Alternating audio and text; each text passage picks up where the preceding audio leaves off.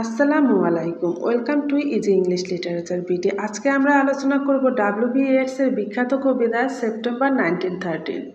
September 1913 কবিতাটি আয়ারল্যান্ডের জাতীয় চেতনা, আদর্শ ও রাজনৈতিক অধঃপতনের প্রতি কবি তীব্র হতাশা ও ক্ষোভ প্রকাশ করেছেন। এখানে কবিতাটি 4টি স্ট্যাঞ্জায় বিভক্ত। ফার্স্ট স্ট্যাঞ্জায় কবি সমকালীন আয়ারল্যান্ডবাসীর ভণ্ড ধর্মীয়তা ও স্বার্থপরতার সমালোচনা করেছেন।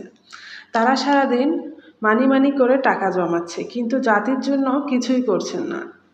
তাদের ধর্মকর্ম কেবল নিজেদের পাপ ধোয়ার উপায়, আত্মসন্তুষ্টির পথ। ইয়েটস বলেন, এই মানুষগুলো জাতীয় বীরদের আত্মত্যাগের আদর্শকে পুরোপুরি ভুলে গেছে। এখানে একটি বিখ্যাত লাইন আছে, romantic Ireland's dead and gone, it's with O'Leary's in the grave. এর মানে রোমান্টিক আদর্শবাদী আয়ারল্যান্ড আজ মৃত, সেই চেতনা কবি জন ও লেডি এর সমাধির সঙ্গেই চলে গেছে। সেকেন্ড স্ট্যাঞ্জায় কবি এখানে আয়ারল্যান্ডের অতীত বীরদের কথা বলেন, যেমন এডওয়ার্ড ফিটজজেরাল্ড, রবার্ট ইমেট, উলফটন ইত্যাদি। এরা যে দেশের স্বাধীনতার জন্য প্রাণ দিয়েছিলেন, কারাগারে নির্যাতিত হয়েছিলেন, সেই কথাই তিনি এখানে তুলে ধরেছেন। কিন্তু আজকের প্রজন্ম তাদের কথা ভুলে গেছে। তাদের আদর্শের আজ কোনো মূল্য নেই মানুষের কাছে, যাদের কাছে টাকা আর ধর্মীয় ভণ্ডামিই মুখ্য বিষয়।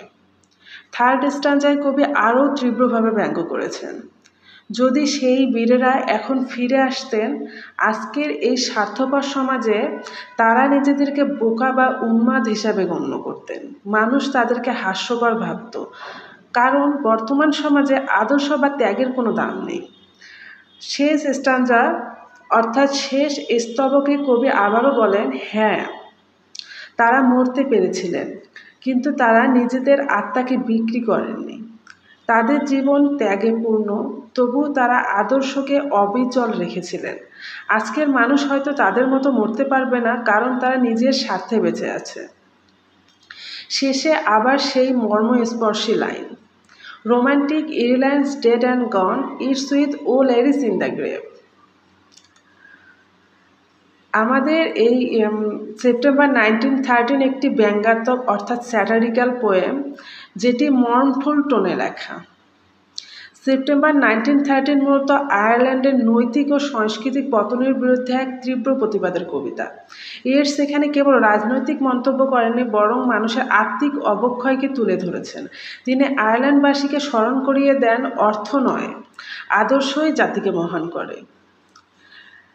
এই আপাত দৃষ্টিতে এই কবিতাটি সেপ্টেম্বর 1913 অনেক কঠিন মনে হলেও আপনারা যদি আমার এই ভিডিওটি একটু ভালোভাবে শুনেন, দেখেন, তাহলে আমার মনে হয় এই টপিকসটি আপনাদের কাছে অনেক বেশি সহজ এবং ক্লিয়ার হয়ে যাবে। নেক্সট কোন টপিকস নিয়ে আমরা ভিডিও বানাবো সেটি অবশ্যই আমাদেরকে জানাবেন। আরও কোনো প্রশ্ন থাকলে আমাদেরকে কমেন্ট বক্সে জানাবেন। ধন্যবাদ সবাইকে।